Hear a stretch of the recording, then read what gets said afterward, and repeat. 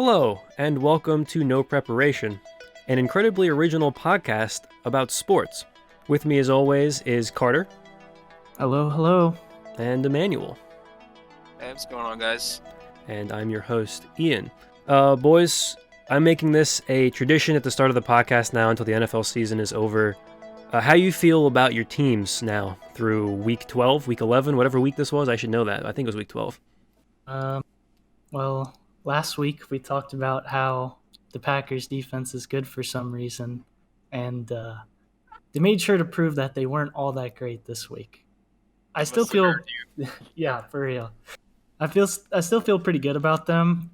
I'm definitely not worried about like the Vikings coming for the top spot or anything, but this did kind of feel like a game we had to win if we wanted the number one seed. So that's a little disappointing, but I still think we probably win the North easily. Hopefully we get people back from injury. We lost Elkin Jenkins, which sucks, but hopefully Bach will be back after the bye, and we'll be on a roll again. So you're not afraid of the Bears catching up to you in the division? I'm more afraid of the Bears playing so badly they drop Matt Nagy early and get a high draft pick than I am of them doing anything positive this year. How do we feel about the Jets, Emmanuel? Not much different from last week, honestly. It was kind of what I expected. Elite QB, Super Bowl winning QB Joe Flacco came in and had an efficient game, ran the offense, took some shots down the field every now and then. That's what Joe does. There was actually a play where he tried to break out of the pocket and run for the first down, and he got like a yard, and he couldn't believe the dude behind him tackled him. He couldn't do that. He couldn't do that 10 years ago. Yeah, he just like his face was like, "Oh my God, someone caught me!" It's just amazing. It was pretty much what I expected, man. I was actually impressed at how close we kept that game. It was kind of what I expected in terms of like we were competitive for the most of the game, and then the fourth quarter was just a disaster because defense decided to bail out the Dolphins two times with penalties after we got stops. So that was great. Right now, we're kind of just looking forward to at some point Zach's going to be healthy, and you have to get him out there. This might be a good week to do it. We play the Texans, the Texans. And you kind of just want to see the development and see if 4 weeks, about a month off, watching on the sidelines and from the booth and whatever, he's learned and he's seen how this offense is supposed to be ran, and he can pick up from there and show some development. We did lose Michael Carter for a few weeks. He was kind of a bright spot, so that's a bit unfortunate. He has I think it's a high ankle sprain or something. And he was kind of balling for a little bit there. He wasn't like dominating or anything, but he was, showing flashes here and there and had some really good games. And then from the from the coaching update, the hilarious situation of Rex Ryan last week. Apparently Rex made a call to the Saleh, and they've worked it all out. They're like, "Oh yeah, we're buddies now." Rex is like fully behind them, and he's like, "Man, I see the vision. I actually like the guy now. Like I'm blown away." This literally, that's his quote. That was his quote. "I was blown away." He made sure to make a joke of, "Good thing Saleh doesn't know where to find me because that dude's jacked." Yeah, so it's been an interesting week. We'll look for another week of the Jets being bad, and hopefully, some development with the young players. This is a big week for you. This is a big week to like lose this game, because then all of a sudden you're getting a better draft pick than the Texans. That's all I'm saying. Dude, imagine. The Texans even have a draft pick? They do. We'll get to some of this stuff later when we go through the games in a minute, but like, it's a big week for it was a big week for the Jets because now they have like 2 top 5 picks because the Seahawks are terrible. Yeah, if I remember correctly, because of whatever the tiebreakers is, like strength of schedule or something like that, I think we're actually one spot ahead of the Texans right now because we both have a 2-8 record. Oh, there you go. Lose the tiebreaker, and then you can, there you go. If Zach isn't playing, just lose the game. Pretty much. So how do I feel about my team, you ask? Boy. you ask Oh me. boy, Tyler Huntley. At the end of the day, I'm glad they won the game, but I'm gonna refrain from using any profanity that I may have used at or during that game on Sunday. I haven't been that legitimately angry at this football team in a few years at least. Probably since the last time Andy Dalton did that exact same thing that he did on Sunday. I like, like how many fan bases in the NFL would go, oh, the starter is out and Andy Dalton has to come in and be like, oh, cool, we're going to win the game now. Probably 31 fan bases. But there's one, mine, where I went, oh my God, we're going to lose this game now. When Andy Dalton walked onto the field and he promptly threw a 60-yard screen pass for a touchdown on his second throw of the game. Like, what do I have to do? Like, maybe this was it. Maybe Tyler Huntley exercised the demon. But I don't understand how one guy can do the same thing to you like 8 times. Like Jim Nantz was like haunting me on Sunday because he was like going through I remember all of them, but he was going through, it's like a Hail Mary and another Hail Mary and an 80-yard touchdown to AJ Green, and of course the 2017 one that ended the season on 4th and 12 from midfield. And it's just like, how does that keep happening? I don't understand. Like, it's Andy Dalton. They had a chance to eat it up there at the end too. I was worried. I can't even like get my thoughts together on this game because it was truly just like oh my God, they won the game. Like I had zero confidence that they were going to drive down the field and score. And then they like got a pass interference, and then the Bears just decided to not cover Sammy Watkins. And even then, in their defense, Sammy hasn't been great. Yeah, but you gotta cover him. Dude, do you remember Thursday night's game where the ball was still in the air and Sammy decided, oh, I'm gonna just look at the out of bounds. I think he lost. I don't know where the ball is. We never got an answer on that because the game went so sideways after that. But I think he lost it in the lights. He must have, because it looked so bad. He kind of just stopped looking up. He was like, it's out. It's out. Yeah, and then he fumbled, and that's why they lost the game. They probably could have won that game if he didn't fumble and return for a touchdown. So from a neutral perspective, I mean, there's definitely reasons to be angry, but I feel like you go into a game as the Ravens without Lamar and you get a win. That's got to be something, right? Oh no, like that. Despite the fact that I still think the defense is like the worst in franchise history, they played pretty okay, aside from the 60-yard screen pass for a touchdown and the 50-yard Andy Dalton 4th down touchdown. They got a little bit of a pass rush. They played pretty well against Montgomery in the run. I mean the offense looked good, which is why it was weird when they didn't score that many points. Like I felt like they finally did the thing that I thought Greg should be doing all season with the short passes and the little like crossing routes and the Mark Andrews just feed Mark. And it worked, but I guess they kept getting I watched the entire game. They kept getting stalled at midfield when getting points, but they were moving the ball. So I hope they do that against the Browns because I feel like they're going to like the Bears blitzed Huntley 64% of the time, like 64% of the plays on Sunday he got blitzed, which is the highest percentage of any game for any team any game this season. So I guess that's just the game plan for this team now. Is you just blitz them. Even when Lamar's not in, you just blitz them. But I agree with you like that they escaped with a W, which is all they needed to do. It just was very, very painful. Yeah. I mean, any close game against the Bears this year, I feel like is pretty painful. I hope that game against the Browns is a good one because I feel like both your teams have been struggling lately. So, but last year's game was obviously a banger, and I want to see that again. I don't. I want to see them beat the Browns by 30 points at home. I'm sure you do. Just go up 14-0. Baker throws a couple picks. just run your offense down the field, score some touchdowns.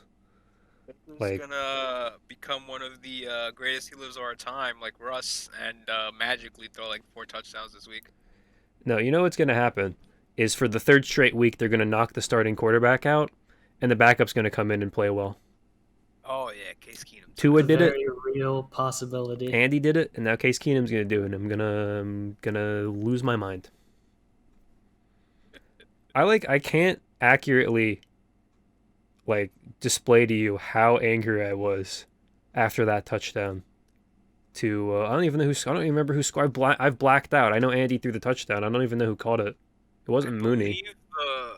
The first one was Mooney, Yeah. and then the last one was Marquise Goodwin, Of course. legendary San Francisco 49er. I don't know if you guys have anything that could happen that would be like this, where it's like I've seen this, it's happened before, and it's happening again. But I don't have to worry about mine until the NFC Championship game. So I can't. It was 4th and 11 at midfield, and no words scare me more now than 4th and 11 at midfield. Granted, the 2017 play was 4th and 12, but Lord, I mean, the only upside, I've talked myself into this now after 4 years of mourning. If they win that game, they probably don't draft Lamar. I mean, maybe they do, but they probably just stick with Joe because they would have made the playoffs the year before. So, we're looking at the positives here. that's what you got to do. And not the fact that they should have made the playoffs. Be half glass full kind of guys. Okay, that's enough of that for right now. Let's move on to the week in review. We'll start with Thursday night.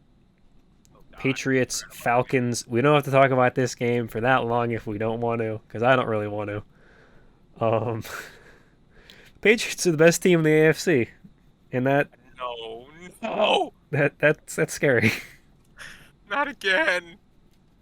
I mean, the score obviously ended up 25-0, and it was pretty much a stomp. But it did feel like the Patriots could have ran away with that game sooner than they did, if that makes sense. Yeah, their only weakness right now is that I don't think the offense is that good. Right. It feels like one of those. Again, maybe I'm wrong, and maybe because it's the Patriots, they burst through the playoffs. But it feels like one of those teams where they look good and they can beat all the bad teams because their defense is good. But then you run into a good offense. You run into the Chiefs when they're playing well, and then you lose the game. You hold the Chiefs to 17 points, but you scored 6 and you lose. Yeah. So every Ravens playoff loss of my life is we held the other team to 14 points, but we scored 3, and that's why you lose. So that's what that team kind of feels like to me right now. But again, it's Bill Belichick, so I could be wrong. Yeah, and I feel like people have been making excuses for the Patriots wins for the last couple weeks now. And even though there's probably some excuses to be made, you have to give them some credit for starting to get hot here. Yeah, for sure. I will say I just pulled up their schedule. They were 1-3, and they beat the Texans by 3. Lost to the Cowboys, and they've won 5 in a row, right? Oh, well, they beat the Jets, the Chargers. Chargers are pretty good. The Panthers with Sam Darnold, the Browns, and the Falcons. Yeah. Granted, they've given up 13 points in the last 3 weeks. That's why you got to think, oh, they're pretty good. Right. But there's nothing there that I'm like, oh my god. The next few weeks actually, oh my goodness. Their next 4 games: Titans, Bills, Colts, Bills. So I think we'll know a lot more about this team in a month than we do right now. Definitely. Those 2 Bills games will probably decide who wins the division. The only thing about that, I feel like they're a good matchup for the Bills. After what I've seen from the Bills this season. I don't know what's going on with the Bills. Well, that's just anything else we want to say about the Falcons. I do want to mention Josh Rosen. I feel bad for Josh Rosen. That's tough. Like, Josh is comes tough. in and it's just like it's so depressing to see him out there because he didn't really get a fair shot in Arizona. or And then Miami. and then they kind of like he's kind of gone around the league and no one really wants to give him an opportunity. And then he comes out and he does that and it's just like, okay, maybe they were onto something. It's unfair to him to make him Yeah. come in and play against probably the best defense in the league. Oh, here, Josh, here's your series against the best defense in the league. Have fun. Like, Favorite part though was that after that they decided, okay, let's not throw Josh back out there. Let's bring in Felipe Franks. Who? Fun fact for Felipe Franks. Felipe Franks has an absolute cannon. Like, go look up the college tape. The man can throw the ball like 90 yards on his knees. But there's a reason he's a third-string quarterback. is it because he immediately threw an interception on his first play? Yeah, pretty much. He threw the exact same route that Josh did, and of course, it got the same result. The Patriots are back and they're in first place. But as we alluded to a couple seconds ago before I wanted to talk about Josh Rosen, the Bills got destroyed by the Colts this week. What even happened in that game? Because you're all going to have to kind of carry me here for some of these early games because I was watching the Ravens just try to murder my anxiety. So you're going to have to help me out. It's just Jonathan Taylor being Jonathan Taylor. Pretty much. Nuclear game. 32 carries, 185 yards, 4 touchdowns. Imagine averaging 5.8 on 32 carries. That's kind of crazy. And that was just rushing. I think he had a receiving touchdown as well. He did. Have they just figured out that the secret sauce is to make Carson only throw the ball 10 times a game? Pretty I think much. so. And that's, going down the line, you got to wonder how many times they're going to be able to do that. They're going to have to throw eventually, and I don't know if Carson's going to be able to get it done for them. It's a weird game because I feel like a lot of people kind of gave up on the Colts after they had that stretch where they lost a few games there. Like they choked against the Ravens. Yeah, they well. lost another close game, and they lost a couple games in overtime. And now they've come out and had a couple solid games. Granted, one of them was against the Jets, where our defense isn't great. And then they come out and they dominate the Bills. Like, it was sort of like Derrick Henry light, where like he was just running over the entire defense. He was just like they couldn't stop him. I mean, I were watching Red Zone, and it's just like every couple seconds they were going back to Jonathan Taylor just doing something insane. Carson literally had to do nothing. He had like a couple decent passes the first couple drives to like Pittman and those guys, but he really didn't have to do anything. The Colts scare me because, I mean, if you're looking at, they should probably be 8-3. Right, they lost the game to the Ravens because they got a field goal blocked, and they missed the field goal as time expired, and they also gave up 3 touchdowns in the fourth quarter. And then they lost that game to the Titans because Carson decided he was going to just left-hand toss a ball directly to a defensive lineman. So, I mean, they should probably be in first place. It made for a great highlight, though. Oh my gosh. I don't know if they scare me, but they definitely have moved into my playoff spot for those wild card teams. The only reason, like, I would say maybe they're not in contention for, the pennant for the AFC is because I root for a team that every single year of my life, it's December, and like, nobody wants to see them in the playoffs. They run the ball and they play defense. Nobody wants to see them in the playoffs, and then we score 3 points in the playoffs and lose. So, I mean, like, at some point, I feel like the team that every year there's that team that's like that wild card team. They go, nobody wants to see them in the playoffs, and they always lose. Like, again, that I have nothing to back that up, other than my own experience. But it just like feels like a team that's gonna be pretty good, go into the playoffs, and just lay an egg because Carson Wentz throws 3 picks. I can definitely see that. So, what's wrong with the Bills? I don't know what is wrong with the Bills. Is Josh Allen not as good as we thought he was? Probably. I mean, he played out of his mind last season. Like, I feel like that's a one-year outlier. It feels like teams have realized that they can't run the ball. Oh yeah, they refuse to run the ball. The Bills just can't run the ball, and so if you just make Allen uncomfortable, he kind of goes erratic. But I mean, this game is one thing, right? I mean, they got destroyed, but at some point, Jonathan Taylor's just he just break like you're. At some point, this game just gets out of control because you can't make a defensive stop. I'm still thinking about that Jaguars game where they scored like 6 points against the Jaguars and lost. Like that's the game I'm going to be thinking about all season. Yeah. Josh Allen took a defensive. Yeah, the Josh Feels Allen like game. they need a better running game. Well, they don't really try that much. It feels like their run game's pretty much okay. Here, let Josh run the ball a few times. I think there was a point in that game where Jonathan Taylor had more touchdowns than any of the Bills running backs had rushing attempts. Oh, for sure. I'm pretty sure that's accurate. They have 3 running backs usually active, and like they get like each get a few carries a game.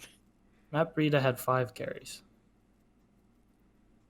I like that has to be the issue, right? Like He averaged 10 yards. I don't know how that happened, what the breakdown is, but I feel like it's sort of similar to like what's wrong with the Chiefs for a lot of earlier in the season, where it's like they want to pass the ball, so you play a specific type of defense and you just try to force them to make bad throws, or you try to force them to throw the ball underneath, because they're not gonna run the ball. Like they hand the ball off to like Zach Moss and Devin Singletary like 3 or 4 times a game, and then they're like, we're just gonna give it to Josh and let Josh throw. yeah, I could see that. We're gonna learn a lot more about the Bills now very soon because they play. I mean, the Saints have looked pretty bad the last couple weeks, but they play a pretty good Saints defense this Thursday on Thanksgiving. And then they play the Patriots, and then they play the Bucs, and then they play a good Panthers defense, and then they play the Patriots again. So like there's a real path here where this team crashes out of the playoffs after looking like the Super Bowl favorite like 6 weeks into the season. Oh yeah, the next 5 weeks are really tough for them. If they can get through those with like a winning record, they're probably in a good spot though, because they finished the season against Atlanta and the Jets. And the Jets. Yeah. Yeah, I mean if they go 3-2 and they come, that's a 4 game. Yeah, it's 5 games. They go 3-2 and they come out 9-6. They're probably going to make the playoffs. Assuming at least one of those wins is the Patriots, because those 2 Patriot games are very important. They have to win at least one of those. Well, I'm already like. I think Pats are probably gonna. Oh, the Pats. We just talked about it. The Pats' schedule's pretty tough too. I don't know. It's all the AFC games were backloaded. Like for the season, as I've now realized, because now everybody's playing all the good teams in the conference are now playing each other because all the divisional games are starting and stuff. Because I said last week that I thought starting this week we'd start to know a lot more about what was going on in the AFC, and I think we know less now than we did last week. I'd say so. Thanks in part to the Houston Texans defeating the Tennessee Titans. In Nashville. Great segue. What? Ryan Tannehill looking like Baker Mayfield or Sam Darnold, even better. Like, I guess this is the first game where they've really felt the absence of Derrick Henry. This was just an ugly game, and then it was pouring. And you can go look at all the memes of Vrabel on the sideline, just looking like the saddest human being on the earth. Like he just looked so sad on the sideline. He was drenched. Oh my God. This was the biggest surprise. I mean, obviously the biggest surprise for me this week. But as we said last week, the Titans hadn't had their "we're bad" game yet, other than the Jets game. But we didn't think they were good at that point. So, like, I mean, it's pretty smart from the Titans. Honestly, if you're going to lose games, lose them to the teams that you're not going to be competing. Again, you don't want to actually lose these games, but lose them to the teams that you're not competing with for the playoff spots, because they still have all the tiebreakers. Yeah, they won all those games against big opponents, and then their last 2 losses are Jets, Texans. Pretty If bizarre.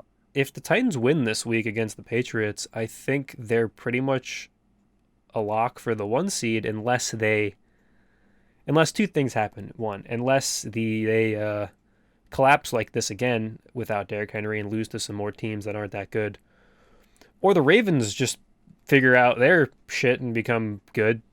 Because the only team that the Titans don't have a tiebreaker over right now is the Ravens, because they didn't play them this season. Like, it's kind of bananas that this team's going to have 2 losses to the 2 worst teams in the conference and still probably get the 1 seed. I still think Kansas City could get the extra game. Kansas City would have to win. I guess it's only 1 game now. Because they're... Well, no, it's 2 games. It's a game and a half. Kansas City's 6-4, right? 7. They're 7-4? They're 7-4, yeah, and it's 1... 7-4. It's one game because the Titans are 8-3. This week. All of a sudden, that's a realistic scenario. And while we're talking about them, let's just segue into that game. Dallas, what are you doing? It's a good summary. Like, I firmly believe Dallas is going to win this game. Again, granted, not having Amari Cooper doesn't help, and then you lose CeeDee Lamb to a concussion, but they just looked terrible. I mean, the defense played pretty well. I think they held the Chiefs to 19 points. Chiefs scored 3 points in the second half, and Dak scored 6 points in the second half. Like, this game made no sense to me. I know they were missing guys, but to look this, they've now looked terrible 2 of the last 3 weeks. Zeke was banged up too. Definitely felt like it was their offense that could get anything going. Shout out to Dak on my fantasy team with like 3 fantasy points. 2.6. 2.64 points for Dak this week in fantasy. This was such a dumb game because this is 2 weeks in a row where like Fox's game of the week and the game of the week is trash. just terrible. Yeah, well, they shouldn't have gone the Packers and, one-handed Russ, but that's just how I thought about that last week. You mean one of the greatest healers of our time? Yeah, the greatest healers of our time, who looked pretty bad against the Arizona Cardinals and Colt McCoy. The funniest thing of this is like if you look at most of these games from Sunday, like shout out to Colt McCoy, dude was like the best quarterback of the week. It was him and Heineke. Like, that's it. I mean, Rodgers and Kirk Cousins played pretty well in that game. Yeah, that was the one good game. I think it was the 1 p.m. games. But this Dallas game was so odd because the Chiefs' offense looked okay the first couple drives, and it looked like okay, maybe they're gonna carry some momentum from last week's big game where they scored a ton of points and whatever. But then they didn't really have to do anything because Dallas just couldn't move the ball. Dak came out on the first drive and he had Gallup wide open for like a 40-yard pass and he missed him. And then from that play on, it just looked like Dak was off the entire game. Could be that Kansas City's defense is slightly back as well. I mean, I expected them to win this game, but I didn't think it would look like this. I thought it would be Patrick Mahomes doing vintage Patrick Mahomes things and it being a high-score game. Yeah, if they're gonna start holding teams to 9 points, they're back. I'm not ready to say that they're back yet, but they're certainly in a good position now after how bad they look. They're 7-4 in first place, and on a bye this week to rest up.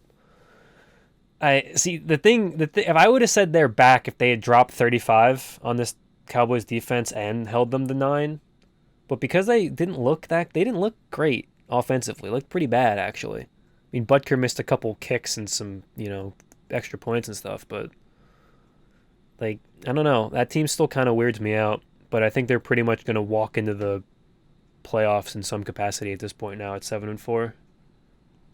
Broncos, Raiders, Chargers, Steelers, Bengals, Broncos. I mean, there's no free games there, but 3 games, but it's also a lot easier than a lot of the schedules we've looked at, I feel.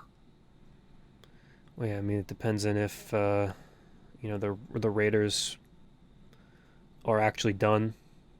They're just done for the season, like they are every year. that game, unless does anyone have anything that they want to say about the Chiefs and the Cowboys here before I move us to the other late game? Nope. Shout out to Michael Parsons, who's an animal and basically kept Dallas's defense. He's very good. He's very, very good. He's a linebacker moonlighting as a defensive end. They're just gonna move him there full time, I think, at some point. He's too good off the edge. He's too fast. So the Raiders. I picked the Bengals to win this game because I thought it would be the most thing that would make me the angriest, and it did. But I didn't think the Raiders would completely capitulate like this. I know, Carter, you did, but how does this happen every year? At some point you got to change something. The coach, they new coach, and it's still happening. I don't know. I don't know what it is on a actual football level. It just happens.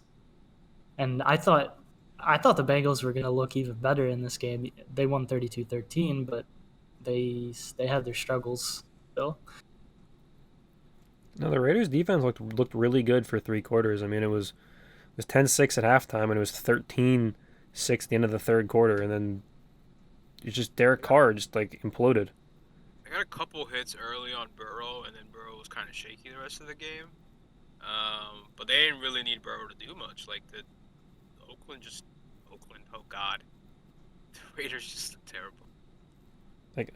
I don't have any. I mean, again, we get to see them play in a couple days, so then we'll pretty much know, whether or not they're done. If they get blown off the field by the Cowboys, and I think the season is over for the Vegas Raiders. That Thanksgiving slate's looking great, isn't it? I'm really excited for Bears Lions. To be perfectly honest with you, I'm really excited. Oh, did you see the update? That it's trending towards Goff might be available. Oh, that makes it even better. Actually. I like watching Jared Goff. Tim Boyle was just terrible. Jared Goff is at least funny bad. But I think you're right, Carter, because I don't really believe that the Bengals are have fixed. I was trying to figure out how much of that game was the Bengals have fixed their issues, or the Raiders have just been playing awful. And I'm leaning more towards that the Raiders are playing awful than the Bengals have fixed their issues. But they're 6-4. That's how I feel as well. Yep.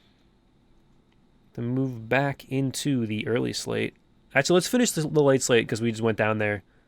And we briefly touched on it. But Colt McCoy versus the greatest healer of our time. Is the Seahawks dynasty dead? Not that it's been a dynasty, but are the Seahawks done? Seahawks are dead. Is Chris Carson the greatest running back of all time? I think we have to have that discussion. We have to consider that now that Chris Carson disappears and everything just goes to shit. Clearly Russ isn't right. Clearly they've rushed him back. He was supposed to be out for 6 weeks and he came back in 3 or 4 weeks with a plate in his hand. Clearly he's not great. But I put that on Russ because I'm 100% sure that's his call. He's like, no, I'm good. Yeah, that's true. You have to wonder, Geno Smith might. Geno balled Smith the last might game. win some of those games. Yeah, he balled the last game before Russ got back. Absolutely balled. I don't know. I just think this is his last season there. I think Russ is gonna leave, and they're gonna. They can't even draft a quarterback early because they don't have their pick. This is great for the Jets. Very, very good situation for the Jets here. If I remember correctly, it's we have based on the record right now, we have the 7th or the 8th pick thanks to them, something like that. I think it'll only get worse. I mean, their defense isn't good. They can't run the ball. They can't throw the ball right now. That was their only saving grace early in the season was they were just throwing bombs to Lockett and Metcalf. Tyler Lockett. Yeah. And then Russ gets hurt, and it's, 23-20 loss to the Steelers, 13-10 loss to the Saints. You beat the Jaguars because the Jaguars are bad. 17-0 loss to the Packers and a 23-13 loss to the Cardinals. And now you play Washington, who's looked pretty good. The 49ers appear to be back. I think they're playoffs are obviously dead, but they do play Houston, Chicago, and Detroit. So for the playoff pick for the Jets, I mean, I could definitely fall a few spots if they're going to pick up some wins late in the season. Okay, I'll take a top 12 to 15 pick. Yeah, I'll take it still. Yeah, you're still getting a non-playoff pick from Right. from the Seahawks, which is all you could really ask for. Yeah, because Jamal Adams is doing great over there, isn't he? God, they beat the Colts. They beat the Colts week 1 in Indianapolis. Week 1 never makes any sense. Never. I mean, the Like- Colts lost to Jacksonville in week 1 last year. It just makes no Was that sense. the one game Jacksonville won last Yes. year? Yep. Yes. Oh, God. Go Jags, Shout baby. Shout out Gardner Minshew. And shout out the Jags for making me believe they had a chance to upset the 49ers and getting absolutely destroyed. Even though Jimmy Garoppolo didn't look great at times, he completely missed a wide open receiver in the end zone. It didn't matter because they won 30-10. The 49ers back? Are they going to make the playoffs? They're in the It hunt. certainly looks like it after the last couple of weeks, but there's definitely something to be said about having the ball for the entire first quarter and then kicking a field goal. Well, I mean, it's better Which than you can not get scoring. away with against the Jaguars, but Kyle? I mean, they destroyed the Rams and they, handled business in a tough early slate game against a Florida team. I think the Vikings are going to beat them next week. I don't think they're. I think that we're being misled a little bit by these last 2 games. I said it last week too, but I need to see them beat a good team that's not the Rams.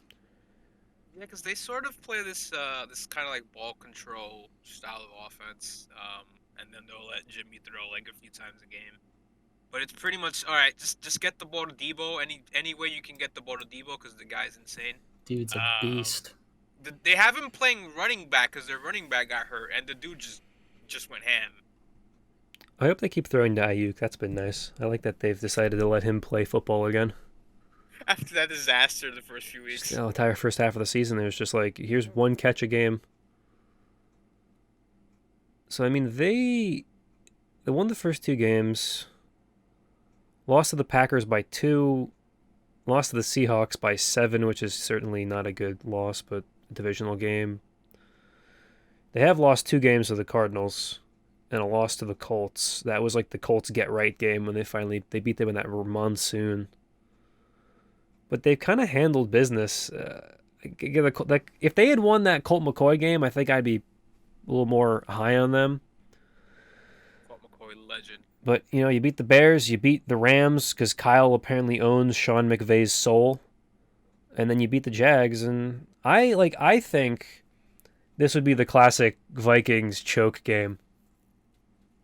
Come out, oh, we beat Green Bay, we're riding high, we're going to make the playoffs, we finally got our team, in a good position, and then we lose to the 49ers. That's... Next 3 weeks will, I mean, for every team it'll show something, but Vikings, Seahawks, Bengals, Seahawks are dead as we discussed, but I feel all 3 of those games could go either way. So Well, the 49ers are losing to the Bengals because an NFC team has never beaten an AFC team when they needed them to.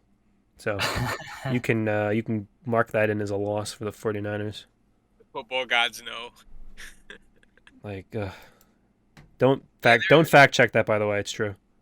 Their schedule the rest of it is pretty much 50-50. Half their games are kind of against teams that I'm they probably win, and then half their games are there's a good chance they lose that game. every other game. Yeah. Well, it's crazy. Everybody in both conferences are good. I feel this week we kind of knocked a couple teams out. I think the Giants are done. I think the Falcons are done. I think the Seahawks are done, and the Bears are mega done. But Washington looks pretty good now. The Panthers lost, but they still look like a threat. The Eagles look like they should be a playoff team. And I then think the Panthers really needed to win that game. they did, and I cannot believe that they lost on the Cam. I mean, I guess it was also Ron Rivera homecoming, but I can't believe they lost on Cam homecoming day. Taylor Heineke's a dude. What even happened in that game? Because I didn't see a lot of it. It felt like the Panthers. Definitely. It felt like the Panthers took that lead early, and then I was like, "Oh, cool!" And then all of a sudden they just stopped scoring.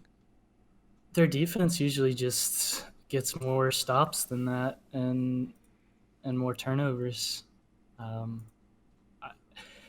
feel like the offense did well enough, but the defense has been holding teams to like crazy amounts of points. So Yeah, there were a couple late fourth downs that Washington got that they were able to, just get the down and then add points to the lead. So kind of just, it felt like most of the Panthers' points were just early in that game. It felt like, oh man, Cam's here, we're gonna ride this momentum, and they scored a bunch, and then they just stopped. So if the Panthers lose this week, I think we might have to put them in the Dunzo bin. I think so too. I mean, with their schedule, unless they decide to pop off on the Buccaneers, I that was a must-win game in my head, and I thought they would do it. But I thought they'd win this week. That they had to win that game. I'm not ready to count them out yet, just because the NFC, the 6 seed and the 7 seed are both 5-5. Yeah, I saw some some weird stat where it was like, because of the extra playoff spot out of this year, that like 70%, over 70% of the league still technically like in contention. Yeah, I mean, we talked about that last week when it was even closer, because I feel like now, like, again, we're counting the Seahawks, the Bears, and the Giants out because they looked really bad this week, but they're only 2 games out. I mean, it's getting late early, but the 15 seed in the NFC is only 2 games out of the 6 seed. So like, that's the only reason I don't want to say that the Panthers are done. But you lose to the Dolphins, and all of a sudden you're 5-7. Like, unless everybody loses again, but even they can't, because the 49ers are playing the Vikings. So like, somebody has to win. That loss compared with the Eagles win and the Vikings win And the 49ers. Just makes it tough. And now you don't have the tiebreaker against Washington, too.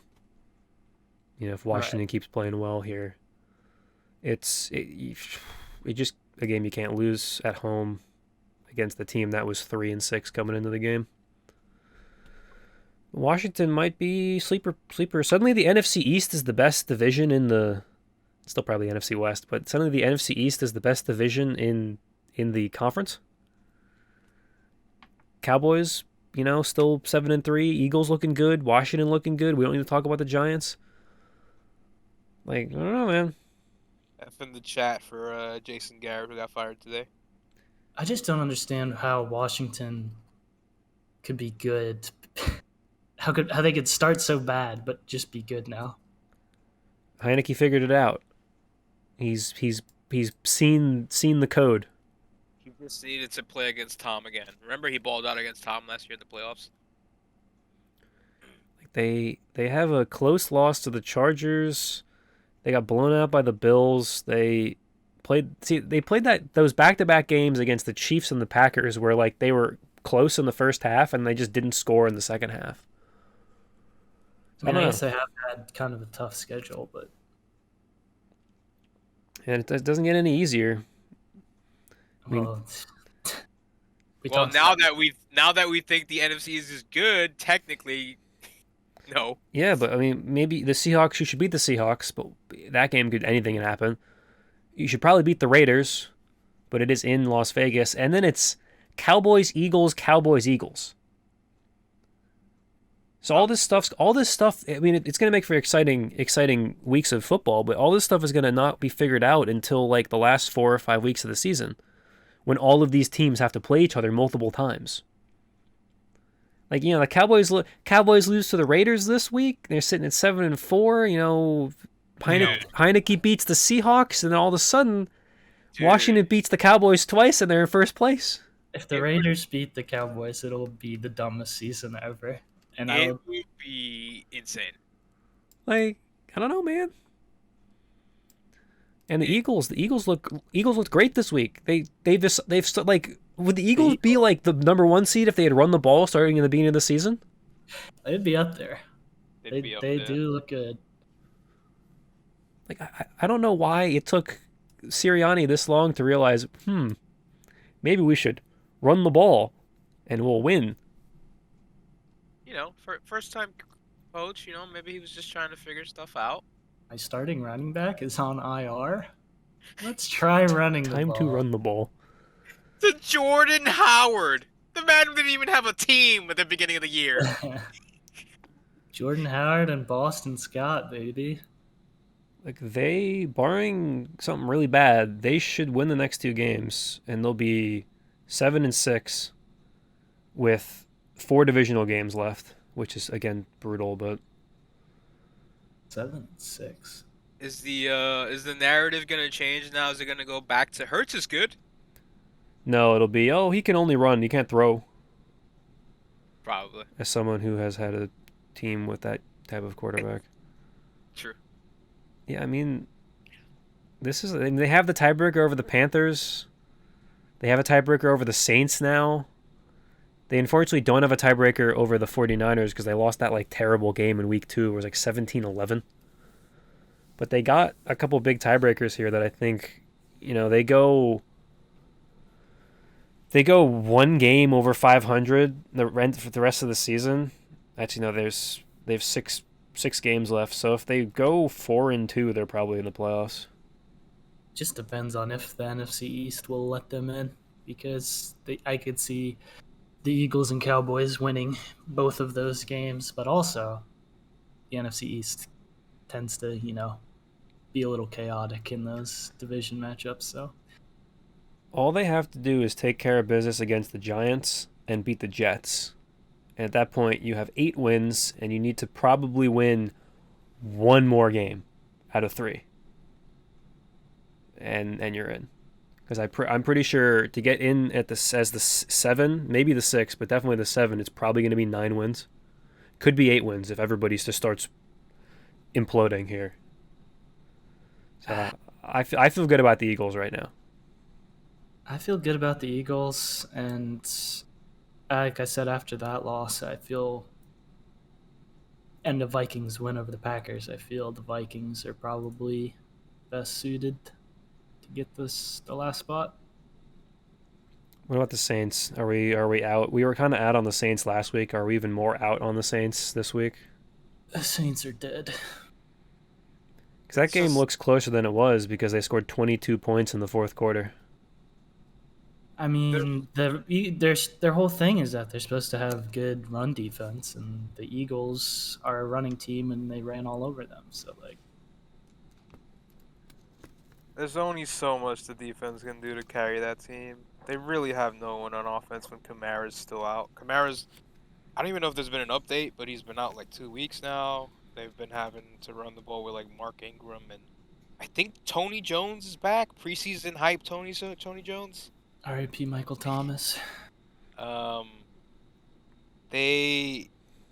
weird is at what point speaking of weird stuff, at what point do they give Taysom Hill a shot at quarterback? Never. They just gave him a new contract. Never. What is Sean Payton doing? Does Taysom Hill have some dirt on Sean Payton?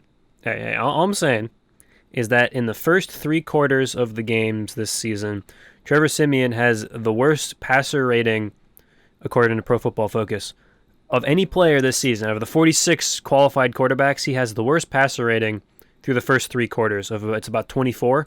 He is the number 1 rated passer in the 4th quarter this season.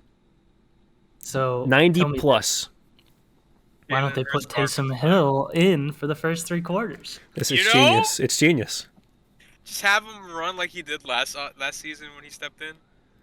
It does amaze me that they haven't tried to run some sort of 2018 Lamar-esque offense with Taysom Hill where they just run all these option plays and Yeah. they run like the wishbone basically.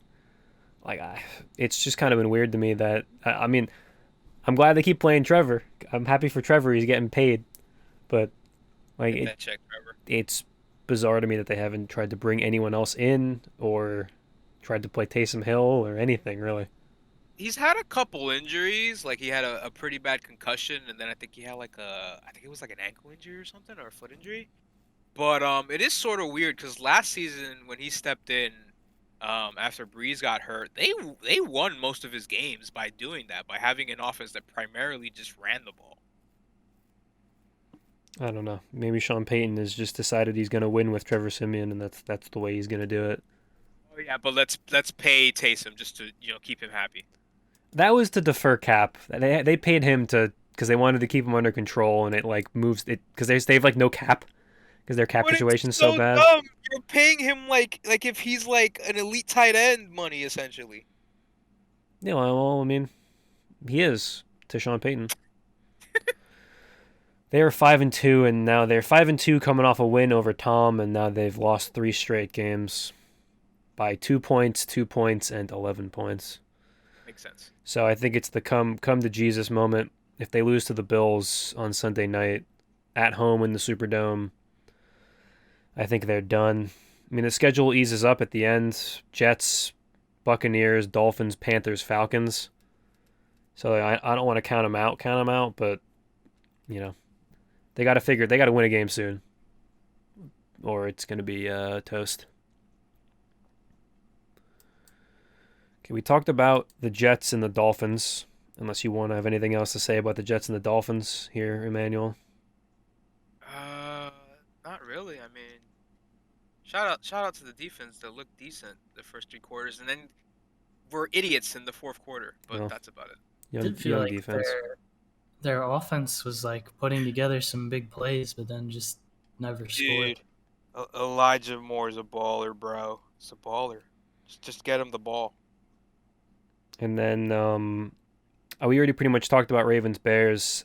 I don't think it tells us anything about the Ravens other than that they're gritty and can win incredibly stupid games, and also Andy Dalton haunts my dreams. It's been an amazing season for the Ravens. I hope Lamar comes. It's not been an amazing season for my blood pressure, I can tell you that. They've won literally 1 game this season where I wasn't freaking out at the end of the game. Technically 2 games, but one of them was a loss. So that my statement stands. They won that Broncos game. That's it. And now they play the Browns, the Steelers, the Browns, the Packers, or the Rams. I don't know which game is first. And then the Bengals, and then the other NFC team, and then the Steelers again. That's a tough schedule. Hooray! To finish the season out on. That's what I needed to win this Bears game. 6-2 is pretty good. They needed to. I mean, I felt like they needed to be 8-2, but 7-3 is fine. And I think if they go 3-3 down the stretch, they will probably, or if they go 4-3 down the stretch, they will probably make the playoffs. 3-4, it will be interesting because there's a lot of good teams chasing them in the AFC. I think they need to go over 500 and they'll make the playoffs. I mean, the question is who in the North is going to catch them? The Steelers or the Bengals, or even the Browns. Everybody's within like a game and a half of them, and they have to play everybody. They have 5 divisional games left, so things could go sideways very quickly here. It's just a chaotic division. That division is the best. Can we go to that game? Can we talk about that game? What, the Browns game? Yes. Yeah, I was mousing over it. I didn't watch this game. I didn't see any part of this game except for the DeAndre Swift touchdown. It appears that the Browns scored 13 points in the second quarter and 0 points in every other quarter in the entire game. Baker Mayfield just does not look good right now. It was one of the worst games I've seen all season. But they won, which is all that matters to me, is the Browns won that game. Very cool and very fun. The discovery I made yesterday of Tim Boyle. Okay. Can we please talk about this, please? I need an explanation. Tim Boyle, in his college career, had 1 touchdown and 13 interceptions. I don't understand how he's a backup in the NFL. I just don't. I don't get it. It makes no sense. I'll answer your question in a second. Tim Boyle height. He's like He's I think 6'4". and like 220 or something. He's like 6'4", 234. Yeah, That's he's a big dude. the answer to your question. So Carter, did he just walk into like a practice or something, and the Packers said we have to sign this guy? I'm gonna be honest. I didn't know much about Tim Boyle before he was a Packer, and then he was just there one day. So to me, he's always just been the practice squad quarterback or the backup quarterback. I had no idea about his college record and everything until this week. Halfway through this game, I was calling for David Blau. Remember David Blau from last season? Hey, David Blau was good at Purdue.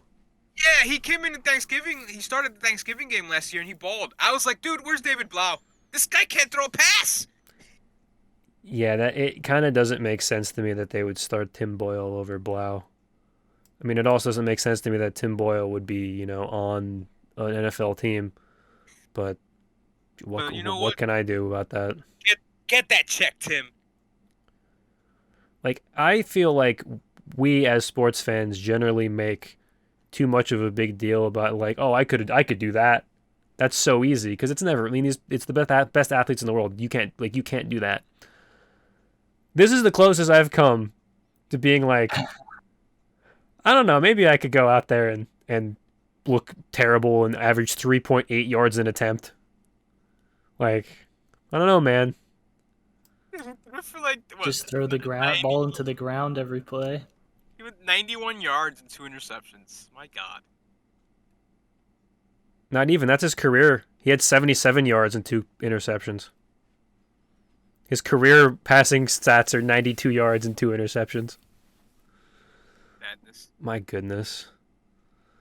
I have the optimistic belief that I think the Browns might be bad and that the Ravens will beat them handily. But also it's the Ravens, so I know they're not going to, and they're going to win that game 21-20 with a Justin Tucker 80-yard field goal at the end of the game.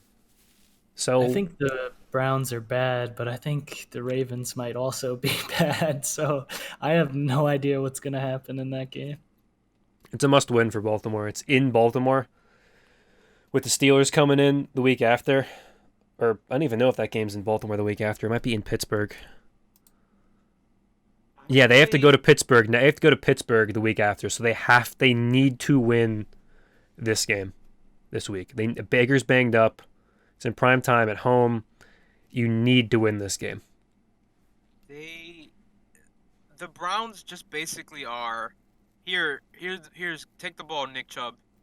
Please go score. That's the offense right now because Baker has like half a body. He has injuries like all over his body. And then he comes out and he's like, nah, man, I'm good. I can play in this game.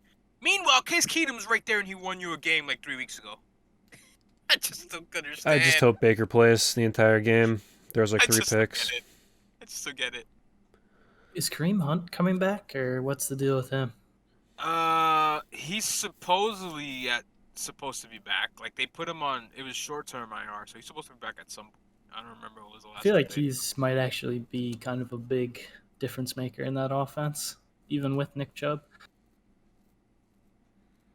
Well, hopefully they bring him back after the bye, not before the bye. It doesn't matter because we have to face him after the bye anyway. I too, yeah. So That's the weirdest schedule I've ever seen. Ravens play the Browns on Sunday Night Football, and they have to go to Pittsburgh and play that like hell bloodbath game that they play every year in Pittsburgh, and then they have to go to Cleveland the week after. Wait, I've been complaining about this all year, so I'm going to not complain about it anymore, but it's just ridiculous. I'm convinced that someone of the schedule makers is anti-Ravens, and they're like, all right, let's set this up right here. This is the most. It's not a gimme. They have no gimmies left, but this is the most. They should win this game left on the schedule. Because it's this game, and then at Pittsburgh, at Cleveland, home for the Packers, at Cincinnati, home for the Rams, home for the Steelers. Like, they need to win this game this week. You want to call up Lamar and get him some probiotics and stuff? Yeah. He said he feels good. They hope he practices this week. I need Lamar to stop having stomach problems, please. I mean, if he wants to leave in the third quarter and then come back and throw a game-winning touchdown, he's by all means. Hey, we've seen it. It could happen again. And then the last game of the week, actually, there's 2 games left, but the last game of not, there's 3 games left, sorry. But the last game that wasn't in prime time, Green Bay and Minnesota, the game of the week that I didn't watch because I was watching Andy Dalton. I mean, we have some insane record. I don't know what the exact number is. It's like 25-1 or something when we get a turnover under Matt LaFleur. And Darnell Savage had 2 interceptions that didn't count. And there was probably 5+ turnovers that we could have had that just didn't go our way. And that was the difference. Also, Za'Darius wasn't playing, and Jair Alexander was not playing either, right? They've been injured, but yeah. I actually didn't know that. But yeah, they weren't playing. They've been out for like 4 or 5 weeks now. Savage could have legitimately had 4 interceptions this game. He had like 1 callback, I think, or 2 callback for PI, and then 1 didn't count or something like that. There was the roughing the passer, which was roughing the passer based on the rules, but it felt kind of light. It was one of those ones where like he like bear hugged him, but their helmets hit each other, so like I get it. And then the one at the end, like he caught it, took 2 steps, came down on his knee, and then the ball came out, and I was surprised they reversed it because I was like, maybe it's close enough, but literally Scott trolled me on Red Zone because it was like Packers interception, and then they just leave the game, and then they come back and they're like, oh yeah, didn't count. And then we lose. Great. This is one of my favorite things about sports narratives. I mean, it's kind of a binary thing, sports, so it's hard. But like, if that interception counted, it would be like classic Kirk Cousins. He's at it again. Can't win the big one. Can't win a big game when he needs to. The Vikings are done. Versus it didn't count, and then they won, and it was like, oh, has Kirk Cousins turned the corner? Are the Vikings ready to take on the division? Kirk Cousins' conversation should stay as if he threw that interception because he threw 4 interceptable balls. None of them counted. So Justin Jefferson is a mad lad, though. How worried are you about the division on a scale of 1 to 10? 10 being most worried, 1 being not worried at all. I can tell you it's lower than 5. I don't know how much disrespect I want to put on the division right now. I mean, it's just the Vikings. How worried are you about the Vikings, basically? You're not worried about the Bears. I'm really not worried about the Vikings. We got so far ahead. I mean, if we somehow blow it, it's more on the Packers being absolutely collapsing than the Vikings being able to pull it back. I mean, I think they're good enough to get into the playoffs, but there's no way they should catch up to us. And I think we should have won this game this weekend. So, like, it swung their way, which is good for them, but I don't see them. It starts this week because I think things get a little hairy if the Packers lose to the Rams and the 49ers, and the Vikings beat the 49ers. See, I think both of those things could happen, and I almost think they both will happen, but even then, so then you're a game and a half up. I'm still not worried about it. I mean, I'm looking at it. The Vikings could win their next 4 games. 49ers, Lions, Steelers, Bears. So they could win those games. They're not going to beat the Steelers because of the rule I mentioned earlier. The Packers, Rams, Bears, Ravens, Browns. So, I mean, those aren't easy schedules for either of those teams. They both play the Bears. The Vikings get the Lions. I don't know. It's because if it was 1.5 games right now, I think I would be more worried. It's 2.5. All you have to do is hold. Basically, all you have to do, other than, as long as you don't lose out, is hold serve at home against Minnesota on January 2nd, and you're gonna win the division most likely. We're also getting to, late stage season Packers where I feel like, it's going to be cold at Lambeau in 4 of those games. We should be fine. We'll bring this back up next week because I do think Vikings win the next 2 games, Packers lose this week and have a bye, and all of a sudden it's 1 game. It's 1 game with I can tell you 5 to go. if the Vikings, if the Packers lose a game not to the Rams, and the Vikings haven't lost yet, so I guess that would be The Ravens most likely. if they somehow lose to the Bears or the Ravens, then and the Vikings haven't lost yet, then I would start to be a little worried. But You're I'm not worried. very confident about the Packers defending our running quarterback. That's all I'm saying. I mean, if I was, before going into the season, very not confident about this game. Now seeing the Ravens like every week and a lot of those primetime games, I'm sure there'll maybe some stupid. It'll be a close game. Again, but It'll be a close game. The Packers should win that game. Especially, I already mentioned it a couple times, but we got people coming back from injuries for the first time after this bye, which is Yeah, I'm sure Za'Darius and Jair will be healthy for the Ravens game because I'm cursed and I hate football. and Bakhtiari. Awesome, good, love it. Yeah, I'm actually excited. We're talking about a game that's gonna happen in 3 weeks just because it features both of our teams, but like, I'm more worried about the fact that Aaron Rodgers is gonna throw for 800 yards in that game, and Devontae Adams is gonna just be open on every play for a touchdown. Well, Okay, the last game on Sunday, the wackiest, stupidest game of the week somehow, which actually I think we kind of called this last week a little bit, but not in the way we expected. Steelers-Chargers. How do you give up 27 points in a quarter? How's that happen?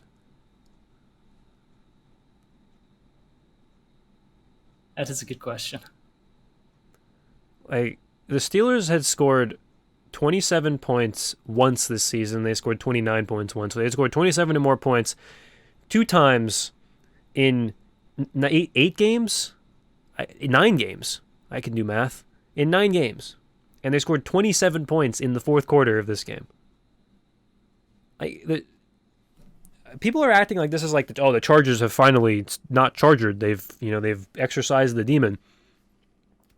Maybe they're just not good because they gave up 27 points in a quarter to the Steelers.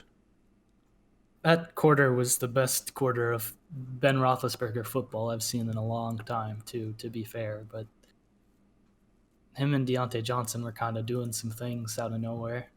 The block punt helped. That was huge. That too. It certainly did. And also Cam Hayward not being thrown out after punching Justin Herbert and then deflecting a pass that was intercepted. Well, I mean, the other thing is they went like full-on helmet to helmet on Najee Harris and knocked him out of the game, and then they didn't have Najee Harris. So, I mean, I feel like you can make that argument both ways. The Chargers elude me. I don't know if they're good. The offense appears to be good, but then it appears to be bad. So I feel like based on who the coach is and the names of the players on that defense should be much better than it.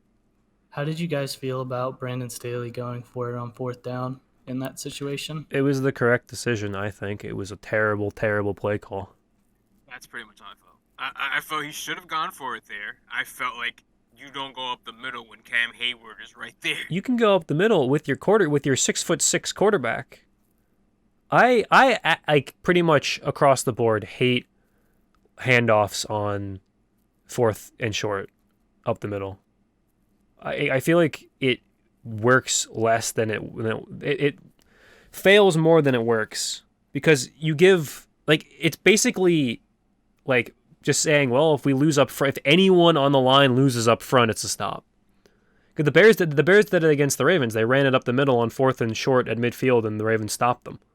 Because there's so much. It takes so long to turn around and take like those 5 steps and hand it off to the running back.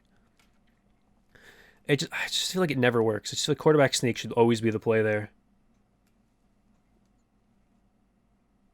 Yeah, I guess with the Steelers' offense actually being, you know, prolific in that moment, but I don't know. I feel like I almost wanted them to punt the ball there. I mean, I didn't want them to punt the ball there because it was spicy for the football game, but I don't know. I just think it's the correct decision just because you have a good offense. Just call a better play. I think it's almost as simple as that. I feel like you want to keep your offense on the field at that point, and then your defense is just all season has struggled for the most part. So I feel like it's the right call. I didn't like the play call, like you were saying, but they've also gotten this reputation where like a lot of people are like getting on his ass for that kind of stuff now because he's going for it on he fourth does down it a a lot. lot. He Which goes for it a lot. I've liked like almost all the ones he's done so far. I feel like they've been really good decisions. That one, I understand it, but at the same time, like Yeah. no Najee Harris. I feel like your run defense is really the weakest part of your defense.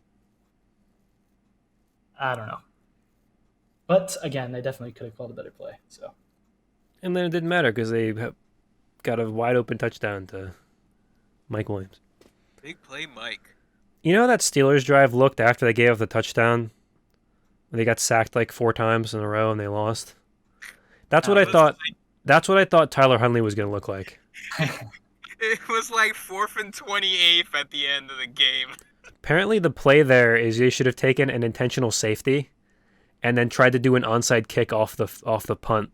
I mean, it would have. I think that would have been higher chance than 4th and 28 or whatever the hell it was From your own goal line. Yeah. And our last game of the week, Giants Buccaneers. I am officially turning in my Danny Dimes card. He's bad. Ian, don't say it so. He's bad. He's not good. I've held on to it 3 years now. He's pretty. He can run. He can throw when he needs to. No, the moment that broke me was the interception to the lineman, where there was not a single receiver in the area. Yeah, it's pretty much right to the lineman. Like there was an open receiver about 8 yards down the field that would have gotten them probably chunk yards, like 20 yards, and he threw it directly. Like the lineman, it wasn't even like the lineman. I mean, he made a very nice catch, very difficult catch, but the lineman was like on the ground. He was like laying down. He had like been blocked, and he was like laying on the ground, and the ball just like came to him. Like it was like a heat-seeking missile. I am very disappointed. I officially think the Jets are in a significantly better situation than the Giants are right now. Let's go! I think that's a fair statement because it's not only Danny Dimes. That whole offense is, I mean, it's pretty tragic. I don't know if you guys have seen the play people have been highlighting where they have 3 receivers run into like the same exact spot, like 5 yards down the field. I think it was like Why? third and 2 or something. And they just have 3 receivers all hit the same exact spot in the middle of the field. They have one guy like covered in man coverage on the right and a safety over the top on the left, and there's just nothing Daniel can do, even if he was a good quarterback. So if he's a bad quarterback, throwing the ball directly to defensive linemen compared with this play calling, it's not good. Not a good formula. That's why Jason was fired. Yeah, he needed to go, and I think Joe Judge will be following him at the end of the season, and I think Daniel Jones will be looking for a new team. I don't know what that team's going to be, but I think they'll probably, I don't know, they maybe 50-50, but I think there's a good chance Gettleman's gone too. maybe, but the owner of the team appears to be more concerned about taunting rules than the actual team he owns, so I don't know. Maybe not. Dude, my favorite play in this game was the one touchdown the Giants scored was to their starting left tackle. It's just it was a good play. It was just at the goal line, right? The tackle's was eligible. Just lob it up to him. He's wide open. He's a tackle. Just lob it to him, and of course you get the big man dance, which is always fun. So. The Buccaneers are fine. I don't think they're like incredible, but they're 5-0 at home, and if they'll get a home playoff game if they win that division. So If Braun can stay healthy, that's huge for them too. I think I would be a little worried about them going into Lambeau, but if that's the NFC Championship game, then all bets are off. Yep. If you can get, like, I think with the Packers, what they need to do here is get the 2 seed, Bucs get the 3 seed, and then you play the Bucs in Lambeau in the divisional round when Tom is worse than he is in the championship round, and then you can beat him. Big brain. Doesn't matter because we'll lose to whoever we face in the NFC Championship. He's accepted it already. Okay, well that was quite the review of the week. That took a lot longer than I thought it was going to.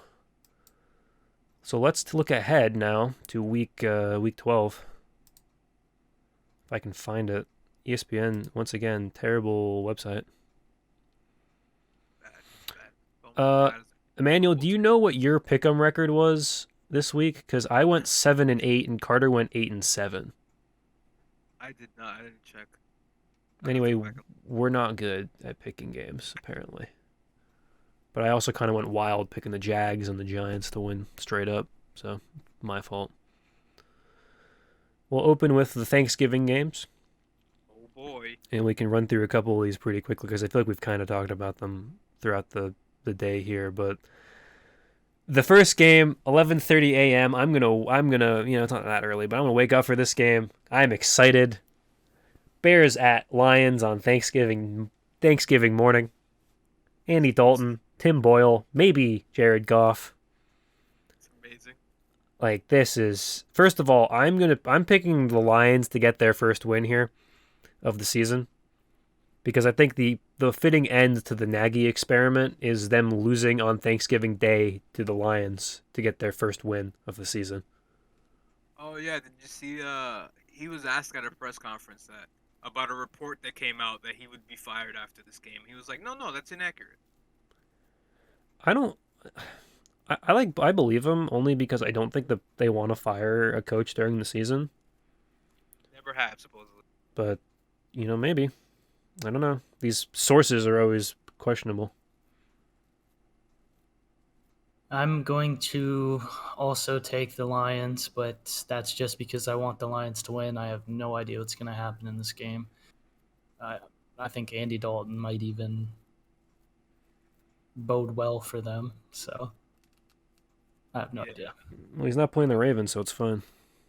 We're all in the same here. I'm gonna take the Lions because I want the fighting Dan Campbells to get a win, and for him to just be instead of the Gatorade dump on him, we need the coffee dump on him. That's what we need. That's what we need. I want a camera on Dan if they win that, like nonstop on Dan if they win that game. Please, that would be amazing. I want to see my man has not been able to show emotions for the last 4 weeks of the season. I want to see him, because he already did. He did the tearful press conference week 5 or week 6. Yeah. And then they kept losing, and I think he's just dead inside. The dude is struggling. He's holding it in, man. He's holding it in. But I fully expect the Bears to win. Andy Dalton's gonna come out and ball, and then we're gonna start this whole narrative again of, oh, should Justin Fields be starting? Andy Dalton won a game. It was Justin Fields' fault. That's the dream narrative next week. Dalton's gonna ball out. They're gonna win. Nagy will keep his job to the end of the season. What a mess. Vegas at Dallas. I'm taking the Cowboys here, but I don't feel as good about it as I would have last week. Do we know what the status of Amari Cooper, CeeDee Lamb? Cooper's out. CD should play. Cooper is unvaccinated, so he can't play because he has to miss the mandatory 10 days. CD supposedly looks good, so they originally thought the concussion was pretty bad and he would miss the game, but he supposedly looks fine now and there's a good chance he plays. Hopefully Michael Gallup is I think he just came back recently, so maybe with some more like practice reps, he'll be back ready to go again too. I'm gonna take the Cowboys as well. Take the Cowboys to cover whatever the ridiculous line's going to be because people are going to overreact to that loss to the Chiefs. And the Raiders are collapsing like the Raiders do. But Darren Waller's a baller. He showed up once again last week. He's on my fantasy team, so Darren Waller all the way. And then Bills at New Orleans after dinner, after everyone's eaten their turkey. I'm gonna take the Bills, but boy, this is gonna be a weird game that anyone could win, and it would be like, sure, that makes sense.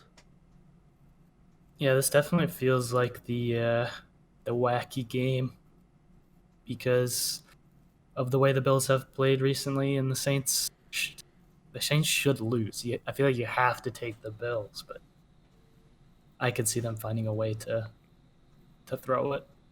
It's in New Orleans, maybe they go out partying the night before. You know who else the Saints have lost to in New Orleans this year? The Giants and Danny Dimes before the injuries. Yeah, well, I don't have an explanation for that. I don't have an explanation for anything that's happened this season, to be honest with you. I'll take Buffalo. I feel like they'll come full Bills Mafia, angry out, breaking tables and stuff, and win this game somehow. Trevor Simeon's gonna put up like 30 points in the fourth quarter, and it won't be enough. The team's just letting them down. Trevor's hasn't been great, but he's been okay in the fourth quarter. The team just lets them down every week. Bad team. Good quarterback. Maybe. Oh God, this game. This is like a lose-lose, but also a win-win for me. Pittsburgh at Cincinnati. I don't know. I'm gonna take the Bengals. Sure. I'm going to take the Bengals as well because I believe the Steelers beat them the first time, right? No, the Bengals beat them the first time. Did they? Okay. That was like the Steelers, the sky is falling, we're terrible, we're going to be awful this season because they lost two straight games. They lost 24-10 at home against the Bengals. Right. Then they won 4 in a row after the Packers lost, and then they tied the Lions and lost to the Chargers. All right. Well, the Bengals have not looked as good as I want them to look. So I'm going to take the Steelers. That's perfectly fair. I think they will split that series. I will take the Steelers just because that end of game against the Chargers was like the most Steelers ridiculous. How are we in this game? Steelers game, and they'll pull some ridiculous crap like that again this week, and somehow win this game. No, see, you guys misunderstand how this works. They're saving that for next week. When they play you guys? Yeah. They're going to lose because the biggest threat to the Ravens right now is the Bengals because the Bengals already have a win over them. And the Steelers will do the perfect thing they could do, which would be lose to the Bengals and beat the Ravens to give the Bengals first place. That's what they're going to do. So I think it would be actually hilarious that if somehow the Steelers make the playoffs because of that tie. I think they will. Or they might, at least. It would have helped if they had beaten the Chargers in that game, but, what can you do? Tampa at Indianapolis. I'm taking Jonathan Taylor in this game. I think the defense is going to give Tom fits, and the Jonathan Taylor is going to run for 150 yards again, and they're going to win this game. I like the Buccaneers. I feel like their run defense is good enough that they might have to make Carson Wentz throw, especially if they get out to an early lead, and then who knows what Carson will do after that. So, in Indy, I will take the Colts because the Bucs will be favored by like 2 or 3 points because they're the Bucs, and then what's gonna happen is they're just gonna hand the ball off Jonathan Taylor. Jonathan Taylor's gonna run them over, and Carson Wentz is going to throw the ball like once or twice. Tom will have an average Tom game, and somehow the Colts will pull out the win. Again, AFC team that I want to lose against an NFC team. We It's can just put the theory to the the test. way these things go. I mean, I don't really need the Colts to lose. The Ravens have the tiebreaker over them, but I would genuinely like every AFC team to lose at the moment. Carolina at Miami. I am taking Carolina, if only because they need to win this game or their season is probably over. I think I'm going to take Carolina too, even though I don't think they have much hope left. I think they can still beat the Dolphins. Yeah, I'll take Carolina. I think the Dolphins, the defense is riding high and all this nonsense. We're on a roll. We won a few games in a row, but it's that offense is all fake. That offensive line's terrible. Panthers. It'd be cool to get a vintage Cam game in here somewhere before the end of the season, even if they're not going to go to the playoffs. And this could definitely be the one. Titans at Patriots. I'm taking the Patriots here, and then they're going to be the 1 seed after this weekend. And that's just the life we have to live now. I'm going to take the Titans. I think the Patriots winning this game would be kind of what people think the Patriots winning last game was, in solidifying them as like all the way back powerhouses. And I think they are all the way back and a powerhouse, but the Titans losing to the Texans, like, I think it's kind of the same as after they lost to the Jets. People are going to be down on them and they'll just win the game somehow. I'll take the Titans just because everyone's like just talking up the Patriots right now. It feels like at some point they're due for one of these losses where everyone's like, well, maybe we're a little too high on the Patriots with a rookie quarterback and they're really good defense. Well, if the Patriots win and the Ravens win, the Ravens are the 1 seed for one beautiful week before surely it all comes crashing down. So, here's hoping for that. Eagles at the Giants. Not the Giants, good lord. The Eagles, I just think they're going to run all over them. Danny Dimes is bad. That game will be a blowout. Interestingly enough, the line is only 3.5 points. But I guess that's because the NFC East is chaos. But I'm going to take the Eagles too. And I think that will happen too.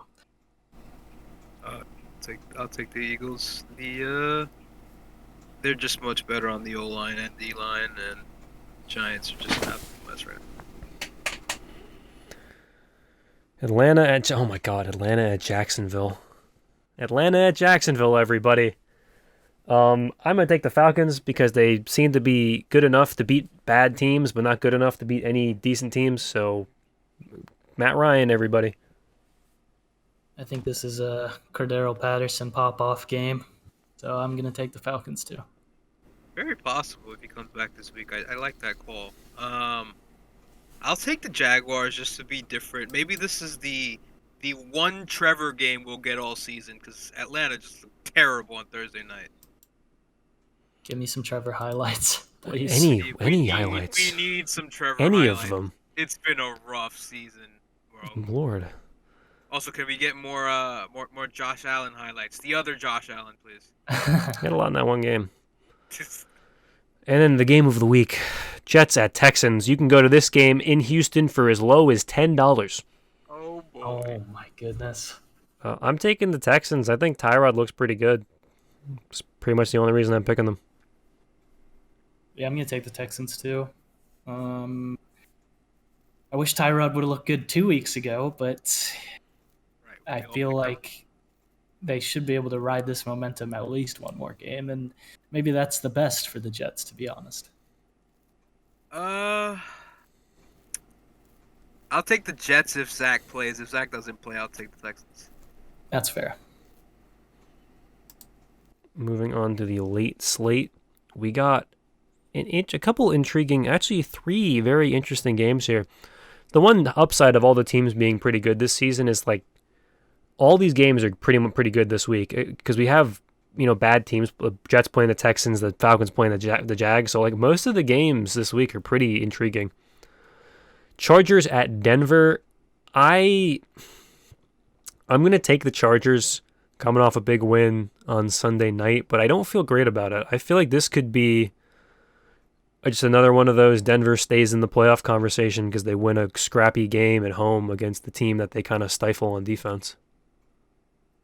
Someone has to take a fall in the AFC, right? And I feel like the Broncos are probably one of those teams. I also think this could be like a random time for the Chargers to just get super hot. Austin Eckler is an absolute monster.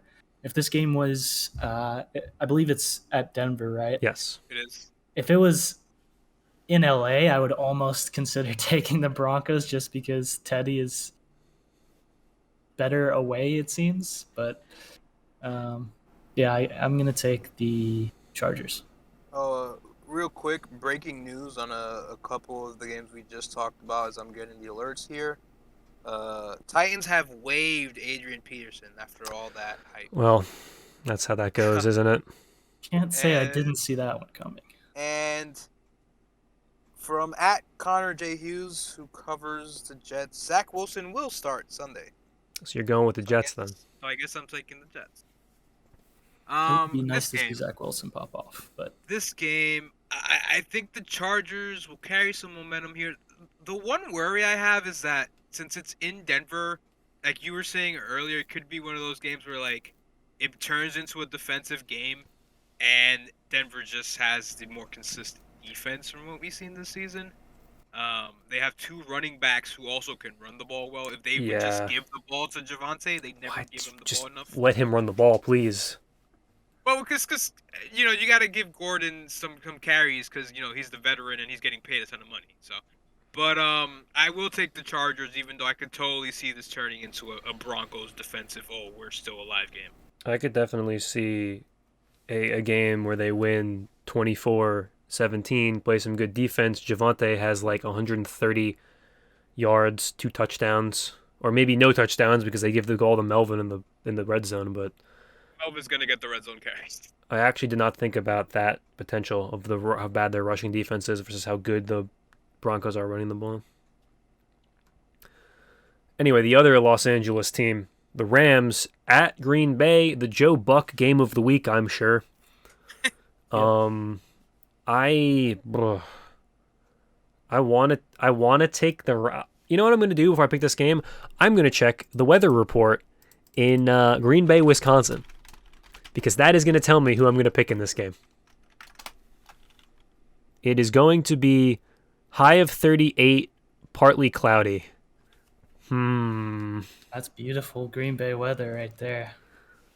Ah, man. What do you think the line will be in this game? 3, probably. Packers by 3 would be my guess. It's a pick-em at the moment. Wow, really? I am going Vegas really likes the Rams. I am going to go with the Rams because I have to pick a team, but this is like straight up. I definitely think it is a pick 'em. Like I don't know. Like honestly, the Rams could come out and look bad in the cold weather. The Packers could come out and get kind of stifled by this Rams defense. I'm going to take the Rams, but really I think it's 50-50. Yeah, I could see the Rams winning. I mentioned it before, especially with this being like our last game before the bye. Hopefully we'll be closer to full strength after the bye. But with it being at Lambeau and with it being after a loss, I'm going to take the Packers. Rodgers pretty good after a loss, and he hasn't lost since Matt LaFleur joined, obviously, after a loss. So I will take the Packers. This one's tough. This will probably be, like you were saying, game of the week where it's going to get all the hype and stuff. Hopefully it's good, not like the last 2 weeks.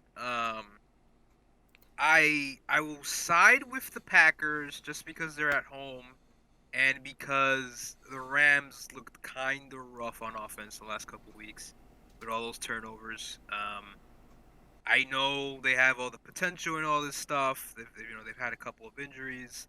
they added Odell and all this. Are we going to talk about the Odell curse next week? Well, we'll see. Well, Maybe. that's the beauty, because that's going to be a huge narrative if he does good or does bad, because he could have gone to the Packers. Yeah, So. it was basically between them supposedly. So I will take the Packers. Odell, 10 catches for 180 yards and 3 touchdowns Oh God. against the Packers. Here it comes. It's either going to be that or like 1 catch for 4 yards. Like there's no in between. There's like no in One between. catch for 4. It'll be the first play of the game too, like 2 weeks ago, where it's like the first 2 plays were. Here he comes. Here he is. I am significantly more worried about Cooper Kupp. This is an interesting game though because we haven't seen the Rams. We've seen the Rams play once now without Robert Woods, and they looked pretty not good. And so they might this might be. And the Packers are a good team, but they've lost 2 in a row. Like they lose this game, suddenly they're not going to catch the Cardinals most likely, and suddenly you're kind of starting to fall down into the wild card talk here. That's such kind of not a must-win with the Jaguars on the docket the next week, but it's certainly a game that they really could use to have. I think at that point we have to sound the alarm, and someone has to get Sean McVay on the phone and be like, Sean, what is going on? Matthew Stafford, not that good. Maybe. I'm going to actually look up what Matthew Stafford's record is against the Packers, but first I'm going to move on to the next game so we can talk about that while I'm looking that up. Vikings at 49ers. We've actually talked about this game quite a bit already today. I am going to go with the 49ers, but again, another game that I feel all 3 of these games, now the late games, I feel like are almost toss-ups. Like either of those teams could win, I'd be like, yeah, that makes sense. I'm going to go with the 49ers. I think they're at home. They're going to run the ball well. I think they, play good enough defense. And the Vikings are coming. This is not a trap game, but coming off a big win, finally getting over that hump against the Packers. And then you Viking it against the 49ers. 49ers are favored by 3 points, I believe. But as I mentioned before, I think that they're not as good as they look. And I'm pretty sure they've only won 1 game at home. So I'm not putting too much on the home field advantage. And I think the Vikings do have some real talent on offense with Justin Jefferson, Thielen, Dalvin Cook. I'm going to take the Vikings as much as I want the 49ers to win. Yeah, kind of pretty much just agree with that. Like, I think 49ers are still kind of like just faking it till they make it. That's kind of what they're trying to do. I'm still really worried about them offensively. Like, what can Jimmy actually make him throw the ball, forced to throw the ball with Jimmy, and he can't just hand it off to Debo every play. And then that defense has lost so many people to injury all season. That secondary is still pretty weak. Like, I think Justin Jefferson's going to have like a ridiculous stat line in this game. So Stafford is 7-13 all time against the Packers, which is not good, but not as bad as I thought it was going to be. Pretty to be honest good, with you, considering played for the Lions. What's his record at Lambeau, though? I'll keep talking about the 49ers. I'll get back to you. I didn't look into that. He's won 2 recently. 2 or 3. Just to update to that update a couple of minutes ago, both Flacco and Mike were out because of COVID close contacts. Oh. So I don't know if that's part of the decision here, but I would hope not, because it's your future number 1 pick quarterback here who you're only going to play if he's fully healthy. I feel like this is a good team for him to play against, like you said. Oh, for sure. Stafford did throw for 520 yards against Green Bay on January 1st, 2012. In a 45-41 loss. Was that the Matt Flynn game? It might have been. But isn't that the most Lions thing ever? Your quarterback throws for 520 yards and you lose. That's outdueled by Matt Flynn. Good and his Lord. NFL record, 6 touchdown passes. as expected, that is his worst record against the NFC. Matthew Stafford is 9-54 against teams with a winning record. Oh, Is my. that real? We're looking Is that into real? it. This is from 2019, so I don't know what it is now. But in 2019, this is September 27th, 2019, but so before the 2019 season, since 2012, since 2012, Aaron Rodgers is 7-24 against teams over 500. Kirk Cousins is 5-24 in his career. This was again in 2019, and Stafford was 9-54. A win-loss is not a quarterback stat. But 9-54 is pretty. Like I feel like that's so ridiculous that at some point you have to be like, well, I mean, I am a Matthew Stafford truther. I will die. that's pretty ridiculous. Google asks, is Aaron Rodgers better than Matthew Stafford? I'm not that much of a Matthew Stafford truther. Well, let's Google this. Matthew Stafford versus every team. This has turned into the Matthew Stafford podcast. As I continue to look into this, the Sunday night game, Browns at Ravens. I'm taking the Ravens solely because I'm a maniac and I don't know what's going to happen in this game. Go Birds. Oh, birds. Yeah, I should take the Ravens based off of everything we've seen, but yeah, I'm going to take the Ravens, and then I'll give the Browns the post-bye depending on how this goes because, that's more favorable for them. If the Ravens lose this and lose the second one, that would be tough. Well, that's what we call the season is over in the business there, Chief. I will also take the Ravens, but in a very dramatic and wild, close game like they've had all season. There'll be some crazy nonsense that'll make Ian want to pull his hair out. It just, I don't understand why. Let them win a game. Please let them win a game. That doesn't make me want to die. This feels like stupid. Feels really stupid. Yeah, because it's a Ravens game. Even more stupid than that, like with the Browns being involved too. I don't know. It's just I'm interested to see what happens. So Stafford is 7-13 against the Packers all time, as we said, but he completes 61% of his passes against them. Averages about 300 yards a game. Quarterback rating of 90. He has thrown 20 interceptions in 20 games, though, versus the Packers. I still can't find, individual home and away stats, though, so this is why the name of this podcast is what it is. Yeah, it's much easier to just look at his home and away stats. Like trying to find specifically how he's played at Lambeau is probably. Did you know that Matthew Stafford has a winning record against the Chicago Bears? Not surprised. 12-9. That's awesome. He's 8-13 against the Vikings, 7-13 against the Packers, and 12-9 against the Bears. They've had some good defenses too, so shout out to him.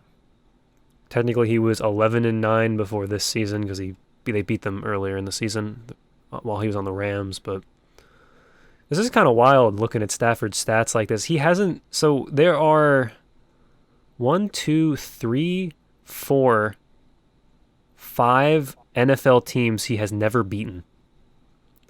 It is the Bills, the Ravens, the Steelers, the Titans, and the Bengals. So Matthew is not a big AFC North fan, apparently. And he's 3-0 against the Browns. He's also 1-0 against the Lions. Well, that's, 2 weeks ago. Yeah. Let the narrative ramp up after he throws 3 interceptions this weekend, and then he'll come out of nowhere and go God mode going into the playoffs. Be nice if he could do that after week 17 when he loses to the Ravens. That would be nice.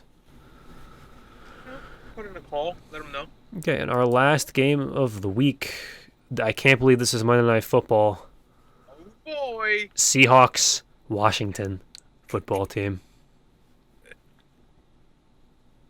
It's got to be Washington. The Seahawks are so dead, and Taylor Heineke looks like a beast. I'm also taking Washington. I will continue to pick against Seattle just selfishly so that our other first round pick can continue to get higher and higher. So, plus that Seattle defense is really bad, and It is a 1-point spread at the moment. And the one of the greatest heaters of our time. I need to see him have a normal Russ game again before I can pick the Seahawks. Yeah, same. That game is going to be terrible, and I hope the Manning cast is on this week. Because I don't want to have to watch the normal Monday Night Football broadcast and that game. You don't want to watch this game in detail, Ian, where they break everything down? You remember when Brian Greasy said that they should go for 2 when they were game was tied or something? Didn't that happen? The Bears game? Bears Steelers, it was like a Incredible. it's like a tie game. It was like, they need to go for 2 here. It's like, oh wait, no they don't. I'm like, thanks, Brian. Brian Greasy, what are you doing? I don't even get Al Michaels this week. I get Mike Tirico on Baltimore, Cleveland. Oh, Mike it's one of Tirico's Al's not too weeks bad. off. No, Mike's good. I like Al. You know, how many more Al games do we have left? That's true. Not many, from what I remember. Okay, well, we have somehow gone longer than our pilot episode, despite the fact that we only had 1 week of football to talk about. It was a crazy week, to be fair. A lot did happen, but I just feel like we just kept going. I don't even know how we talked about the NFL for this long. Does anyone have anything else they want to add here? Hopefully our takes this week are better than last. Just random Champions League update. PFOC scored for Young Boys. So, shout out to the Americans. Also, the Canadian striker, I forget his name, Davis or something, he scored in his game as well. So, CONCACAF showing up at the Champions League. Is this our new tradition as Carter talks about soccer at the end of the podcast? Throw in my 2 cents. I'm not going to know anything of what's happening, but you guys will. Well, I got that Vikings game right last week, and I'm going to ignore that I got basically every other game wrong and move on. Hopefully all of our teams win this week. That would be nice, wouldn't it? That would be nice. It'd be fun. Well, till next week when I surely come back very angry about something that the Ravens did on Sunday Night Football. Thank you guys for listening. This is only on YouTube now, but hopefully we'll be on Spotify in a couple weeks. Subscribe to the channel, follow us on Twitter at NoPrepPod, and we'll see you guys next week for more surely very sensible, sane NFL action. For Carter and E-Man, I'm Ian, and I'll see you guys next week. Thanks for listening.